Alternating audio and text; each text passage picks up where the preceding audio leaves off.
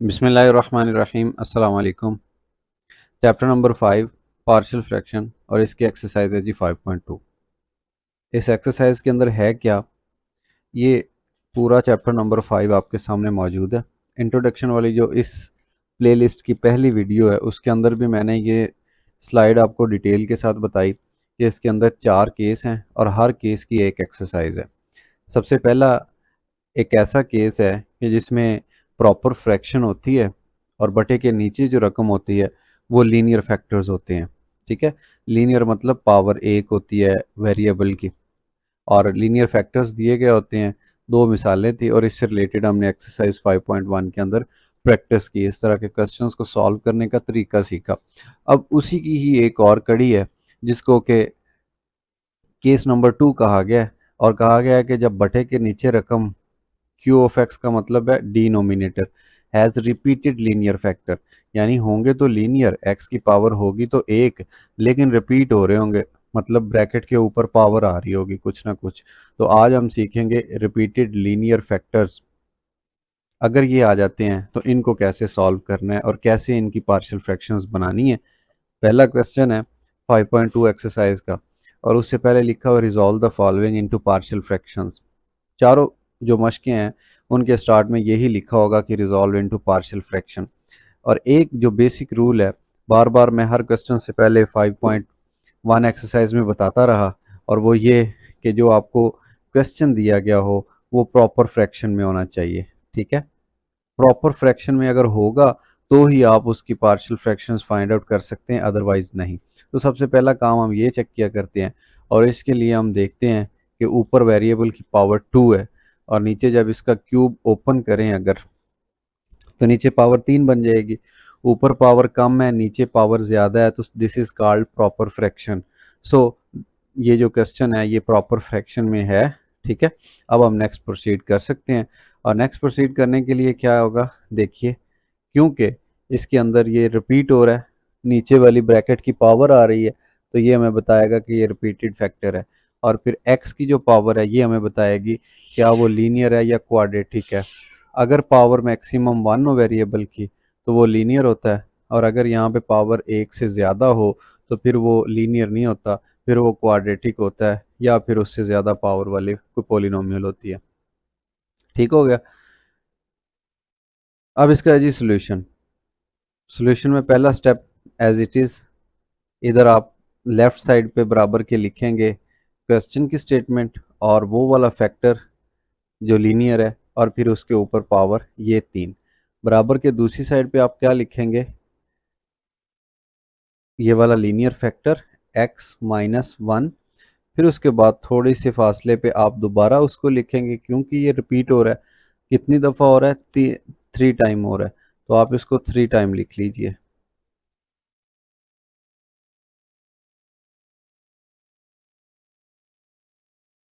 ठीक हो गया। अब आपने करना क्या है इसमें, और जो पहले 5.1 एक्सरसाइज है उसमें फ़र्क क्या है, उसमें रिपीटेड फैक्टर्स नहीं हुआ करते थे, इसमें रिपीटेड फैक्टर्स हैं। अब आपने उन रिपीटेड फैक्टर्स को कैसे यूज़ करना है ये मैंने आपको बता दिया कि आपने पहले फैक्टर्स को ऐसे लिखना है। और पहला जो फैक्टर है ये विदाउट पावर लिखना है, दूसरे में एक पावर बढ़ा देनी है और तीसरे में एक मज़ीद पावर बढ़ा देनी है। उस वक्त तक पावर्स बढ़ाते जाना है जब तक ये लीनियर फैक्टर्स की पावर्स पूरी नहीं हो जाती, यानी यहाँ पे 3 थी तो 3 तक आप इसको बढ़ाते जाएंगे। ठीक हो गया। अब ऊपर क्या लिखेंगे, आप एक कांस्टेंट लिखेंगे, फिर उसके साथ दूसरा कांस्टेंट लिखेंगे और तीसरी फ्रैक्शन के डिनोमिनेटर में तीसरा कांस्टेंट, और इसको आप इक्वेशन अल्फ़ा का नाम दे देंगे। फ़र्क बस इतना ही है कि यहाँ पे ये रिपीट हो रहा है x minus one x minus one x minus one, और इसको आप ग्रेजुअली इंक्रीज करते जाएंगे उस वक्त तक कि जब तक ये पावर बराबर ना आ जाए। तो ये बराबर आ गई है। सो पहला स्टेप थोड़े से फ़र्क के साथ आपके सामने मौजूद है। नेक्स्ट आप क्या करेंगे, दोनों साइड पे ये जो बटे के नीचे वाली रकम है इसको ज़रब दे देंगे। क्योंकि आज हम 5.2 एक्सरसाइज को पहली दफ़ा सॉल्व कर रहे हैं तो मैं इधर x माइनस 1 इसकी पावर 3 इधर ज़रब दे दी लेफ़्ट साइड पे। अभी मैं इसको फिल करता हूँ और राइट साइड पे आप देखिए x माइनस 1 की पावर 3 ज़रब दे दी। फिर इधर b वाली रकम के साथ x माइनस 1 पावर 3 ज़रब दे दी, और फिर इधर c वाली रकम के साथ x माइनस 1 पावर 3 ज़रब दे दी दोनों साइड पे। अब इनके दरमियान में फिलिंग है, दरमियान में फिलिंग कैसे है ये देखिए।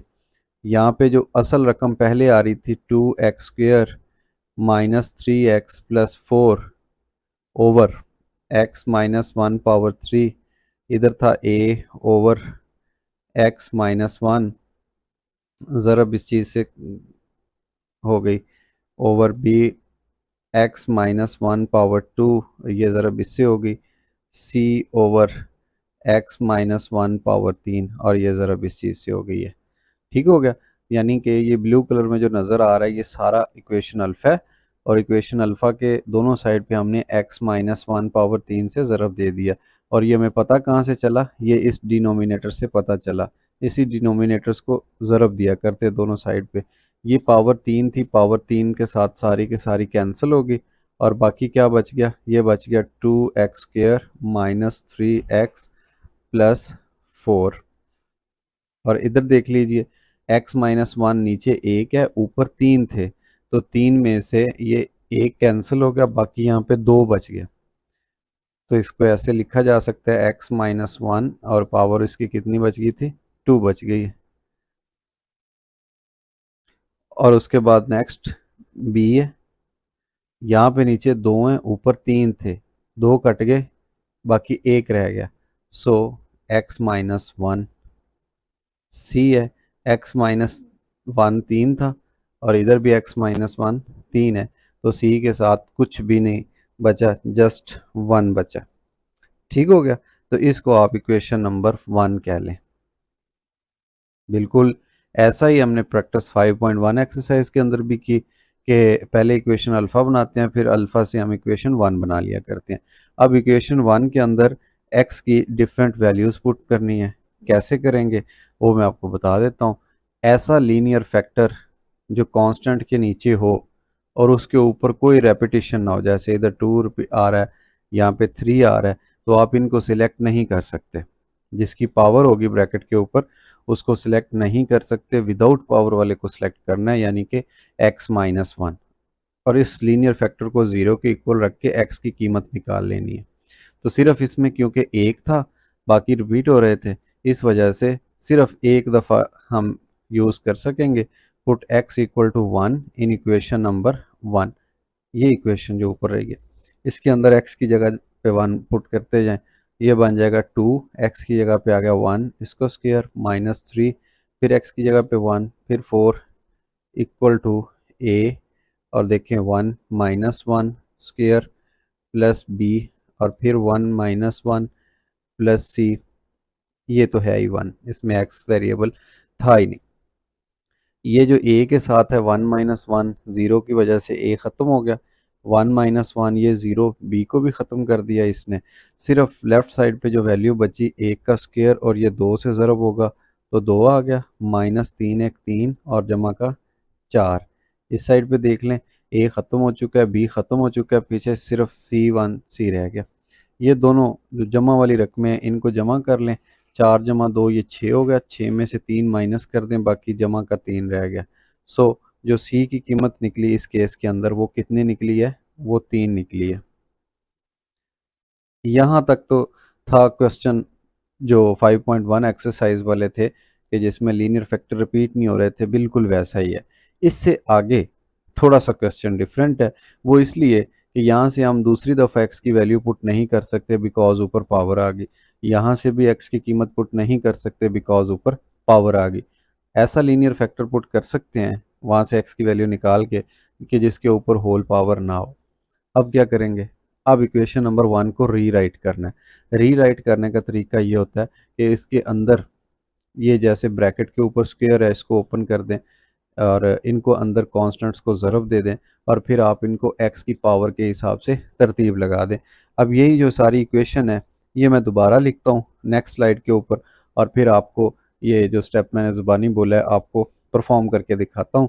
और ये क्या है, 2x² minus 3x+4, 2x² minus 3x+4 into a, और a के साथ क्या था x-1 स्क्वायर, फिर b है, b के साथ क्या था x-1 और सी के साथ सिर्फ 1 था।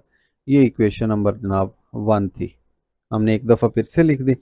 अब करना क्या है, इस इक्वेशन को रीराइट करना है। रीराइट का मतलब ये है कि इसके अंदर जितने भी स्क्वेयर्स होंगे आप उनको ओपन कर देंगे, ज़रबे दे देंगे और फिर एक्स के हिसाब से तरतीब लगाएंगे। ये 2x² वैसे ही आ गया, -3x + 4 एज इट इज़। इस ब्रैकेट के ऊपर स्क्वेयर है, इसको ओपन कर दें। ये क्या लिखा हुआ है, ये लिखा हुआ है x - 1 स्क्वेयर, तो ये ओपन होगा a का स्क्वेयर प्लस b का स्क्वेयर -2ab। इस फार्मूले से ये ओपन हो गया। फिर ये b, ये पहले से ही ओपन है, मतलब इसके ऊपर स्क्वेयर नहीं था, इसको कुछ भी करने की ज़रूरत नहीं है। ये है 2x² - 3x + 4 and this is equal to, A को अंदर ज़रब दे दें ऐसे 1/1 सारी रकमों के साथ। जब ए इधर ज़रब होगा तो ये बन जाएगा ax², फिर ए 1 से ज़रब होगा तो a1 a -2ax। इसी तरीके से इस b को ज़रब दे दें, ये b जब ज़रब होगा तो बन जाएगा bx - b और c1 c। इस साइड पे अगर देखें लेफ़्ट पे तो x² x और 4 ये बिल्कुल अरेंज्ड है, जबकि इस साइड पे ax² तो अरेंज है ऐसे, बट x वाली एक रकम ये है, एक ये है, दोनों में से x कॉमन आ रहा है। मैं यहाँ पे प्लस लिखता हूँ, -2a इस ब्रैकेट के अंदर लिख देता हूँ और b भी लिख देता हूँ, जबकि दोनों में से x कॉमन लेके राइट साइड पे लिख दिया। -2a इधर रह गया, प्लस b रह गया, x कॉमन आ गया। उसके बाद कांस्टेंट है, कांस्टेंट देखें कौन सा बच गया, इधर से a बच गया, -b बच गया और +c बच गया साथ में। ये 3 कांस्टेंट थे, इनको इकट्ठा कर दिया। अब इनको कंपेयर करते हैं दोनों साइड पे, कंपेयरिंग कोएफिशिएंट्स। इस स्टेप को क्या बोलते हैं, कंपेयरिंग कोएफिशिएंट्स।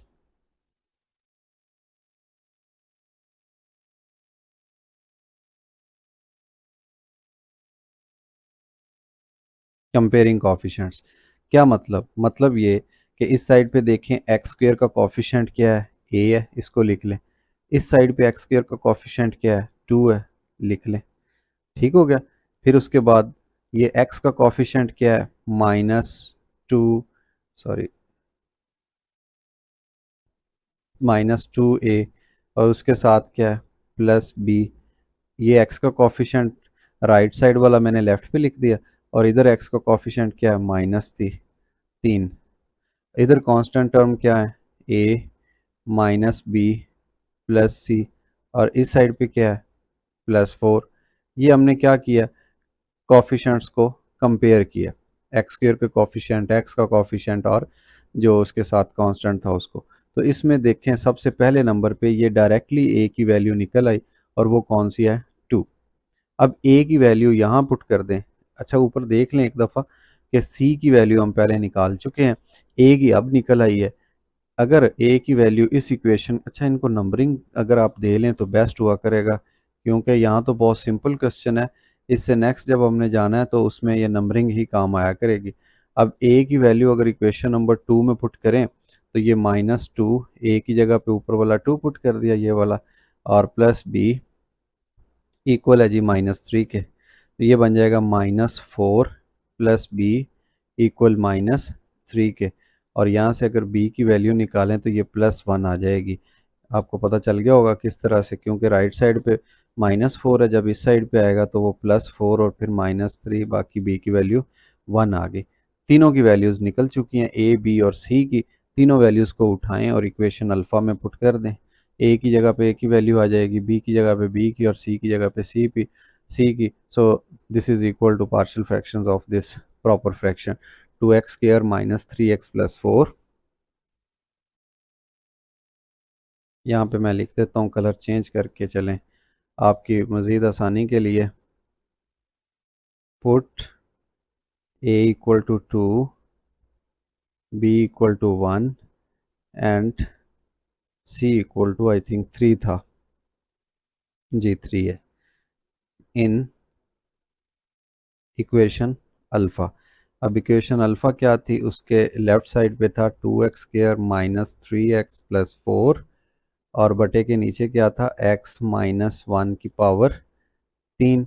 और आपने इधर क्या लिखा था, एक दफ़ा x माइनस वन, फिर दूसरी दफ़ा x माइनस वन, फिर तीसरी दफ़ा x माइनस वन। यहाँ पावर टू थी, यहाँ पावर थ्री थी और यहाँ पावर कुछ नहीं थी, एक थी। अब a की वैल्यू यहाँ ऊपर लिख दें, b की वैल्यू यहाँ पे लिख दें और c की वैल्यू यहाँ पे लिख दें। तीनों की वैल्यूज़ आ चुकी हैं। सो हम इसको कहेंगे कि ये तीनों जो हैं ये पार्शियल फ्रैक्शंस हैं इस एक फ्रैक्शंस की, और इसको क्या बोलेंगे, रिपीटेड लीनियर फैक्टर। जिसके डिनोमिनेटर में रिपीटेड लीनियर फैक्टर था, हमने उसकी पार्शियल फ्रैक्शंस बनानी सीख ली हैं। ये था एक क्वेश्चन जो मैंने आपको डिटेल के साथ स्लो मोशन में करवा दिया सॉल्व। अब इसके बाद सेकंड पार्ट है। अब इसमें आपको डेफिनेटली थोड़ी सी मैं स्पीड यूज़ करूँगा, थोड़ी सी स्पीड आपको ज़्यादा नज़र आएगी, बिकॉज देख लें कि ये क्वेश्चन नंबर वन जैसा ही है, ऊपर पावर टू है नीचे पावर थ्री है। सो दिस इज़ प्रॉपर फ्रैक्शन, और प्रॉपर फ्रैक्शन में सोचने की ज़रूरत नहीं होती, जस्ट आपने इसको सॉल्व करना होता है इसकी पार्शियल फ्रैक्शंस के अंदर। और सॉल्व करने का तरीकाकार ये होता है कि बराबर के लेफ्ट साइड पे आपने वो कीमत लिख लेनी है जो क्वेश्चन के अंदर दी गई है, और राइट साइड पे आपने constant A B C introduce करवाने होते हैं। ठीक है, अब मैं इसको सॉल्व कर रहा हूँ बिल्कुल क्वेश्चन नंबर वन की तरह। और अगर आपको इसके अंदर किसी भी किस्म का कोई प्रॉब्लम नज़र आए तो आप मुझसे पूछ लीजिए, कमेंट सेक्शन में बेशक पूछ लीजिए। ये देखिए,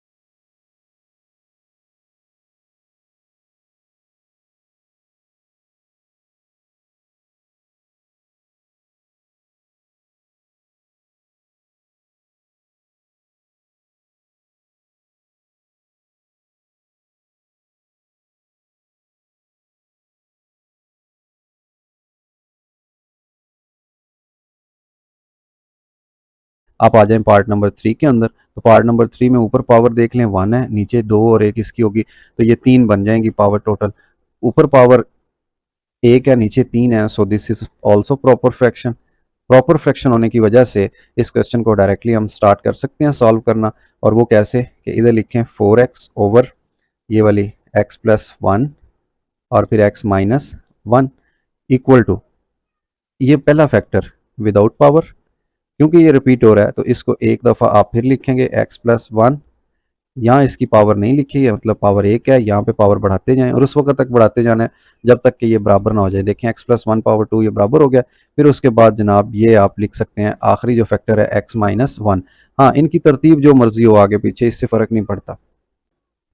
ये आ गया जनाब इक्वेशन अल्फा। अब इक्वेशन अल्फा के बाद आपने ये लीनियर जो फैक्टर्स हैं इनको दोनों तरफ मल्टीप्लाई करना है। इधर से तो बिल्कुल ही इनका सफाया हो जाएगा। दूसरी साइड पे देख लें x प्लस वन है, यहाँ पे दो थे, ये दो, एक कट जाएगा, बाकी एक x प्लस वन आ गया साथ, और एक ये x माइनस वन साथ आ गया। ये क्वेश्चन नंबर वन के अंदर डिटेल के साथ मैंने आपको बता दिया इसी लेक्चर के अंदर कि ये कैंसिल होने के बाद कैसे बचता है, इसलिए क्वेश्चन का जो स्टेप है वो शॉर्ट कर रहे हैं। x प्लस वन का स्क्वायर है, इधर भी x प्लस वन का स्क्वायर है, सारी की सारी कैंसिल होगी, x माइनस वन रह गया। फिर ये c है, x माइनस वन कैंसिल हो गया, ये x प्लस वन का स्क्वायर जो था होल स्क्वायर ये रह गया, इसको इक्वेशन नंबर वन कह देंगे। फिर उसके बाद इसके अंदर जनाब हमने x की वैल्यू पुट करनी है, पुट x इक्वल टू, अगर लीनियर फैक्टर के ऊपर पावर नहीं होगी तो आप x की वैल्यू निकाल लें, x प्लस वन की वैल्यू निकालें, जीरो के इक्वल रख के, तो x की वैल्यू माइनस वन आ गई। एक दफ़ा आप ये वाली वैल्यू यूज़ कर लें x equal to minus one, और फिर दूसरी दफ़ा देख लें इसके ऊपर पावर नहीं थी, इसके ऊपर पावर है, नहीं यूज़ कर सकते, इसके ऊपर पावर नहीं है, इसको एक दफ़ा फिर यूज़ कर लेंगे, x minus one equal to zero और x की वैल्यू निकली पॉजिटिव वन। एक दफ़ा इसको यूज़ कर लेंगे, पहले हम इसको यूज़ करते हैं, put x equal to minus one in equation number one.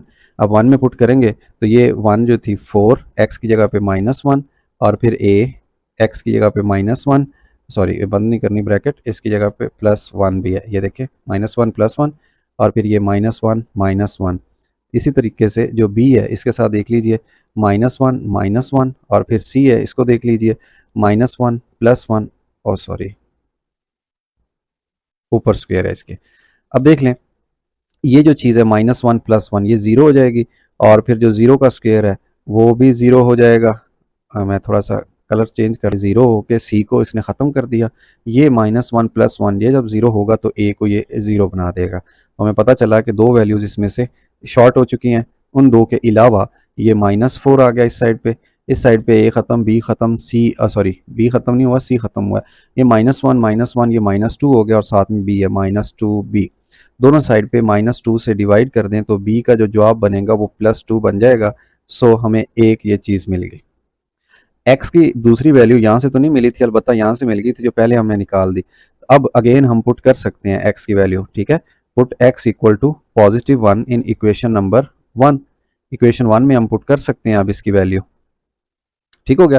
कैसे, देखिए ये 4 है और x की जगह पे 1 आ गया, फिर उसके बाद a इंटू 1 + 1 इंटू 1 - 1 और फिर प्लस b ये आ गया 1 - 1 और c ये आ गया 1 + 1 होल स्क्वायर।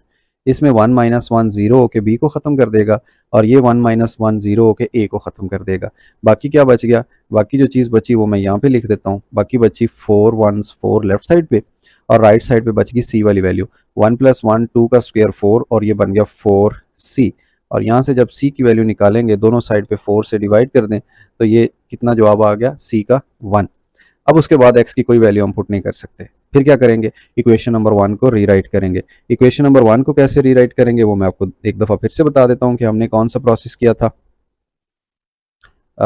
उसके लिए देख लें, मैं 4x इक्वेशन 1 इसको लिख देता हूँ। 4x इक्वल था a और एक था x + 1 और एक था x - 1 इसके साथ, फिर b था और इसके साथ सिर्फ एक था x - 1 लीनियर फैक्टर और c था, c के साथ था x + 1 इसका स्क्वायर। वेरीफाई कर लें, जी बिल्कुल यही है।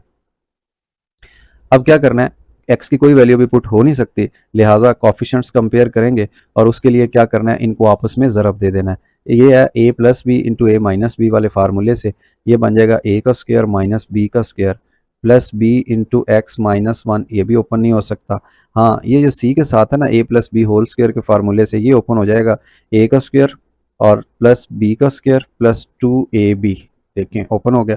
अब कॉफिशेंट कंपेयर करने हैं लिहाजा ये अंदर ज़रब होंगे, ये बन जाएगा a x² माइनस a फिर b x फिर माइनस b और फिर ये ज़रब होंगे तो बन जाएगा c x² फिर ये c और फिर प्लस 2cx। आप देख रहे हैं कि क्वेश्चंस जो थे आहिस्ता आहिस्ता मुश्किल की तरफ आ रहे हैं, पहले बहुत ज़्यादा आसान थे। अब x² वाली एक रकम ये वाली है, एक ये वाली है, दोनों में से a और c को हमने अंदर ब्रैकेट के लिख दिया और इनके राइट साइड पे x² कॉमन ले लिया।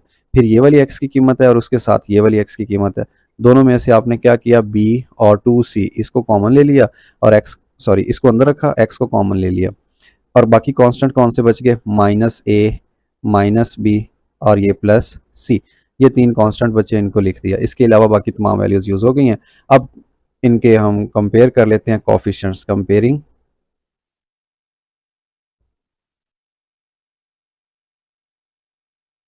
कोफिशिएंट कंपेयर करने के लिए क्या करेंगे, ये x² है, इसका कोफिशिएंट a + c है, इधर x² वाली रकम ही नहीं है और अगर फ़र्ज़ करें होती भी तो उसका ऐसे हम लिख सकते हैं फ़र्ज़ी तौर पे, मतलब कि इधर नहीं है तो इसका कोफिशिएंट 0 है।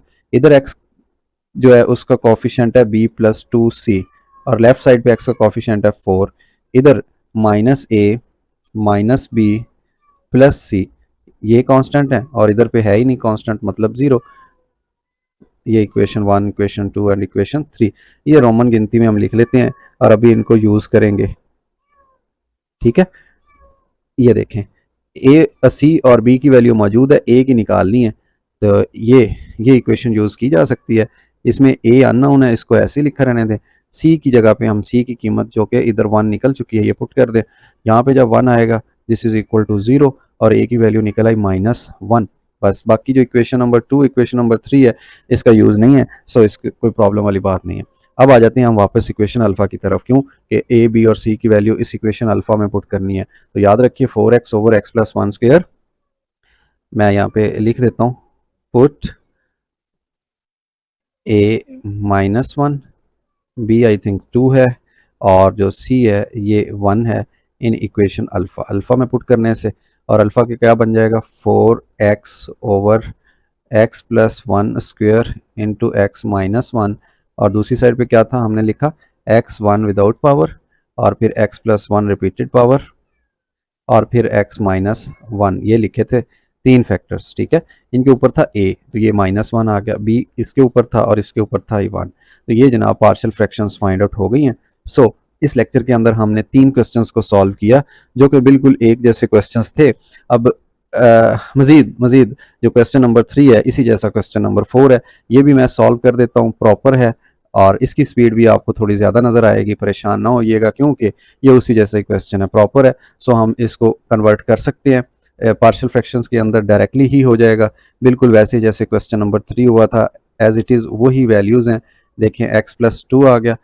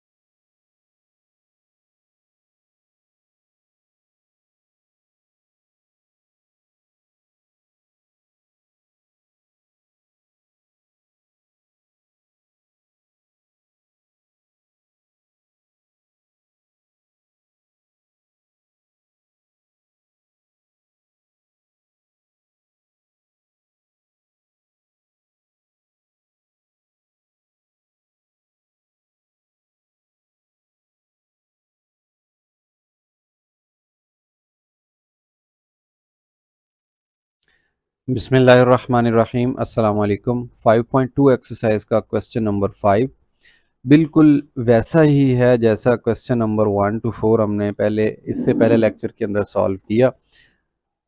ये क्वेश्चन भी इम्पॉर्टेंट है और जो पहले चार क्वेश्चंस थे वो भी इम्पॉर्टेंट है। हम कह सकते हैं कि जो एक्सरसाइज 5.1 एंड 5.2 है वो इम्पॉर्टेंट है, बल्कि सारा चैप्टर इम्पॉर्टेंट है।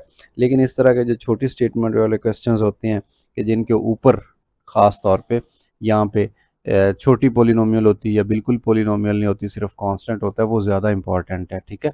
अब देख लें इस तरह के जो क्वेश्चंस हैं जिसके अंदर रिपीटेड लीनियर फैक्टर होते हैं, यहाँ पे 2 आ रहा है और नीचे एक लीनियर फैक्टर है, यहाँ पे भी लीनियर फैक्टर है, तो ये 2 हमें बता रहा है कि ये रिपीटेड लीनियर फैक्टर मतलब 5.2 एक्सरसाइज का क्वेश्चन है। फिर देखना हमने ये होता है पार्शियल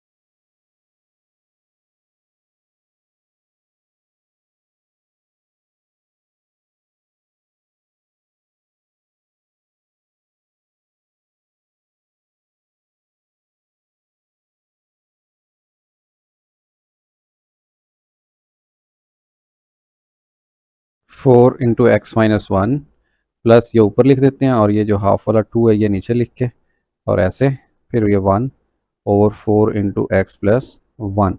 ये जनाब एक प्रॉपर फ्रैक्शन हमें दी गई थी, उस प्रॉपर फ्रैक्शन को हमने पार्शियल फ्रैक्शंस के अंदर कन्वर्ट कर लिया, जो कि इसकी 3 पार्शियल फ्रैक्शंस बन गई थी। एक जैसे जितने भी क्वेश्चंस थे इस एक्सरसाइज के स्टार्ट वाले, मैंने कोशिश किया कि वो आपको एक ही लेक्चर के अंदर कवर करवा दूं। आपको ये जो आखिरी जो एक जैसे क्वेश्चंस थे उनमें कुछ स्पीड नज़र आई होगी आपको। बहरहाल ये बहुत ही ज़्यादा आसान क्वेश्चंस थे, एक जैसे थे। इनमें कुछ चीज़ें जो सॉल्व करने वाली इंपॉर्टेंट थी मैंने आपको बता दी, और जो सिर्फ कैलकुलेशन थी, जस्ट कैंसिल करना, सब्ट्रैक्ट करना, मल्टीप्लाई करना, वो मैंने थोड़ी स्पीड के साथ कर दिया। बहरहाल फिर भी अगर आपको कोई प्रॉब्लम हो तो आप मेरे साथ कॉन्टेक्ट कर सकते हैं, ठीक है। नेक्स्ट इंशाल्लाह हम क्वेश्चन नंबर 8, 9, 10 और ये 11 जो इस एक्सरसाइज का 12 तक इंशाल्लाह जो आखिरी 4 क्वेश्चन है वो हम नेक्स्ट लेक्चर के अंदर डिस्कस करेंगे। किसी भी प्रॉब्लम की सूरत में आप मुझसे कांटेक्ट कर सकते हैं। अपना ख्याल रखिए। अल्लाह हाफिज़।